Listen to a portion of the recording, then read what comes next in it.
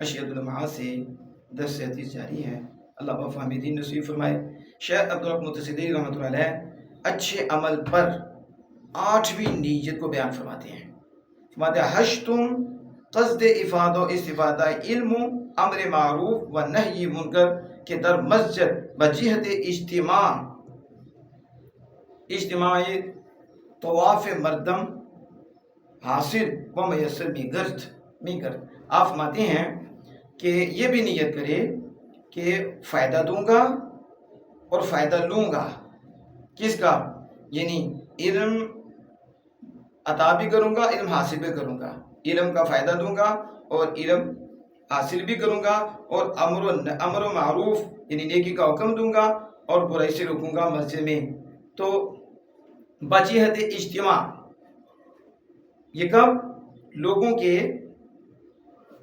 ग्रोहों के जमा होने की वजह से यह हासिल और मैसर हो जाता है कि मस्जिद में लोग ज़्यादा होते हैं, कितने इज्तिमा होता है, कितनी लोग आए होते हैं। तो ये नहीं कर ले कि मैं इसलिए मस्जिद में इसलिए भी जा रहा हूँ कि जाके फ़ायदा भी दूंगा और उनसे फ़ायदा भी लूँगा, इल्म हासिल भी करूँगा और इल्म दूंगा भी मैं उनको, और मैं बुरे काम देखूँ तो उसे रोक दूंगा, अच्छे काम की हुक्म दूंगा और वाज़ो नसीहत करूँगा।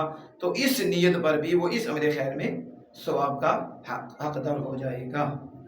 वनहु क़स्द ज़ियारत बरातर दीनी के तर्राह खुदाबंद कुनत। वो कहते हैं नामी नीयत ये करे कि दीनी भाई की ज़ियारत करना, कि ये भी खुदा के राह में के तर्राह खुदा मदद गुनन, ये भी खुदा की राह में मदद करता है, ये भी खुदा की राह में मदद करता है। तो इसलिए उसकी ज़ियारत करना। तो अब मस्जिद में इसलिए है कि मेरा दीनी भाई होगा तो मैं दीनी भाई की ज़ियारत करूँगा, क्योंकि वो भी तो खुदा की राह में मदद करता है। तो कहते हैं इस नीयत पे भी सवाब पालेगा। कहते हैं फिर 10वीं नीयत ये करे क़स्द सलाम दरो आम बर शख्सी के दर मस्जिद बाशिद या दर पे दर आयत।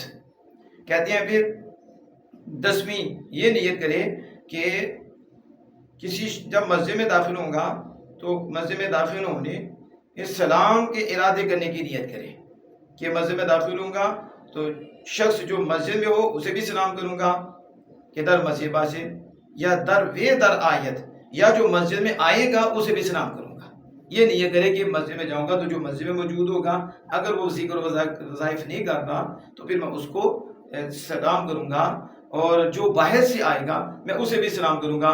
तो इस अमल खैर में ये भी नीयत शामिल कर लेगा तो इस नीयत पे भी सवाब का मज़ीद हकदार हो जाएगा। वल्लाहु ताला आलम बिस्सवाब।